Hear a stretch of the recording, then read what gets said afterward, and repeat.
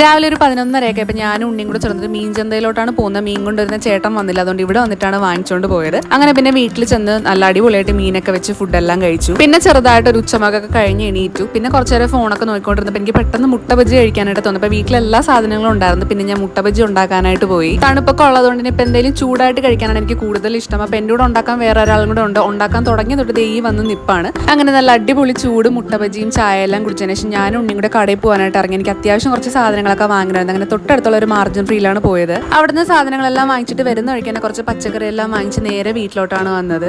വാങ്ങിച്ച് കുറച്ച് സാധനമൊക്കെ കാണിച്ചു തരാം. അപ്പോൾ ഇതിവിടെ എപ്പോഴും തീരുന്ന ഒരു സാധനമാണ് കേട്ടോ. എപ്പോഴും റീസ്റ്റോക്ക് ചെയ്യേണ്ടി വരും ഈ ഒരു സാധനം. പിന്നെ ഒരു തേങ്ങാ പാലിൻ്റെ ഈ ഒരു മിക്സ് ഞാൻ വാങ്ങിച്ചു. ആദ്യമായിട്ടാണ് യൂസ് ചെയ്യുന്നത്. വെറുതെ തേങ്ങ തിരുവണ്ടല്ലോ എന്ന് പറഞ്ഞ് വാങ്ങിച്ചതാണ്. പിന്നെ ഒരു കുഞ്ഞു പാസ്തയുടെ പാക്കറ്റ്, ഒരു ബ്രൗണി, പിന്നെ അത്യാവശ്യം വേണ്ട കുറച്ച് പച്ചക്കറിയൊക്കെ വാങ്ങിച്ചു. അപ്പോൾ ഒരാൾ വന്ന് നിൽക്കുകയാണ് എന്തൊക്കെ വാങ്ങിച്ചതെന്ന് അറിയാൻ വേണ്ടിയിട്ട്. പിന്നെ കുറച്ച് കഴിഞ്ഞപ്പോൾ ചേട്ടനും വന്നപ്പോൾ ചേട്ടൻ കളിക്കാൻ പോകാത്ത വിശപ്പത്തിലാണ് ചോക്ക് ഇരിക്കുന്നത്. പിന്നെ ഫുഡെല്ലാം കഴിച്ച് കുറച്ചൊരു ഫോണൊക്കെ നോക്കിയിട്ടാണ് ഉറങ്ങാൻ പോയത്.